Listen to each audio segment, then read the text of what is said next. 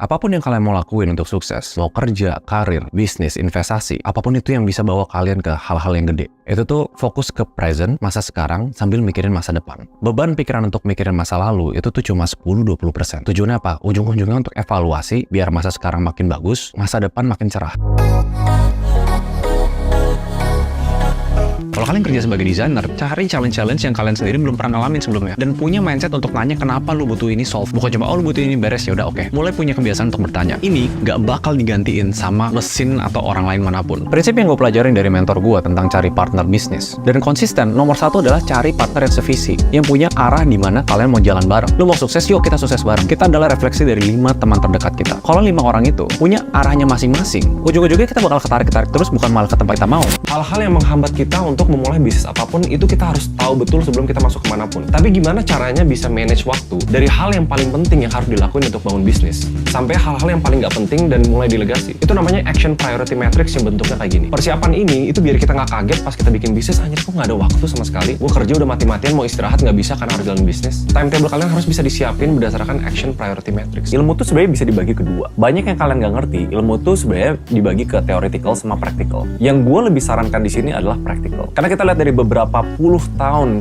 education system kita yang sifatnya lebih banyak theoretical. Yang kita dites ujian, yaitu dari kemampuan kita mengingat rumus-rumus dan teori dan apapun itu. Menurut gue di zaman 2022 dan kedepannya, kalian lupain aja atau kayak kurangin yang namanya theoretical. It's good untuk mau nambah wawasan, tapi kalau misalnya kita ngomongin tentang succeeding di karir dalam uang, fokus ke skill-skill practical. Emosi kerakusan atau mayoritas orang yang pendidikan rendah biasa gampang digiring untuk lu mau cepet kaya nggak? Lu mau project yang auto cuan dan nggak mungkin rugi nggak? Pada dasarnya, kalau misalnya orang nggak pakai emosi dan pakai logika, walaupun pendidikannya rendah, mereka bakal bertanya dulu dong. Oh iya, gimana caranya tuh? Oh iya, teknisnya gimana? Jadi kerakusan itu sifat pertama yang mayoritas manusia itu punya. Yang bikin kalian jadi korban ads cepet kaya. Yang kalau boleh jujur, itu ratusan triliun pasti ada hubungannya sama emosi pertama ini. Jadi hal yang kalian bisa lakuin adalah berambisi itu boleh, rakus itu jangan. Pengen ambil semua padahal itu belum tentu kalian pahami. Kalau mau mulai sesuatu, itu kalian harus ngerti science-nya juga, tuh template-nya. Gimana caranya orang-orang ini kok kesannya kayak nggak burnout bisa ngelakuin itu tuh jangka panjang, karena mereka udah ngebangun yang namanya habit jangka panjang. Semua orang bilang kayak orang sukses dan yang paling susah dari kerjaan adalah konsisten, ngebangun habit disiplin untuk bisa konsisten. Kalau kalian ngerasa bodoh, yang kalian lakuin tuh apa? Makin banyak belajar.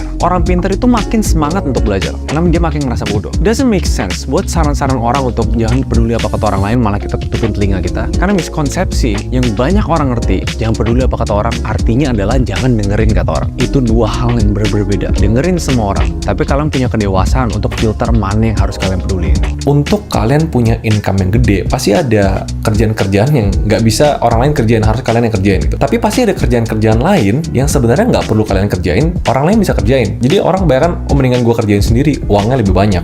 Jujur, gue udah buang mindset itu jauh-jauh. Gue mendingan uangnya lebih sedikit, tapi gue punya lebih banyak waktu, biar gue bisa ngelakuin hal-hal lain yang mungkin lebih efisien untuk gue pakai waktu gue. Jangan expect berkali-kali untuk cepet kaya. Itu cara kebanyakan orang-orang afiliator di luar nge-guide member-membernya. Dan kalau mau lebih convince, kalian tuh jangan cuma ngelihat jangka pendek. Misalnya taruh 100 ribu, ini kapan kayanya? Dihitung. Coba cari compounding kalkulator. Kalau kalian taruh 100 ribu konsisten setiap bulan selama 20 tahun bisa jadi berapa? Mungkin itu bakal ngebantu motivasi kalian daripada kalian kumpulin semuanya terus berharap ada satu kejadian atau investasi yang boom, gue jadi Mark Zuckerberg. Knowledge without implementation is basically nothing untuk karir, untuk progress bisnis. Tahu nggak, di era overload information, di mana social media informasi itu lagi banyak banget, yang nggak aslinya ya, bikin Gen Z itu generasi paling pintar, tapi generasi paling sering depresi. Karena informasi itu nggak bisa difilter. Terlalu banyak belajar, artinya kalian terdoktrin dengan nonton terus video YouTube, baca terus buku, tapi hal yang paling fatal nggak dilakuin adalah diimplementasi.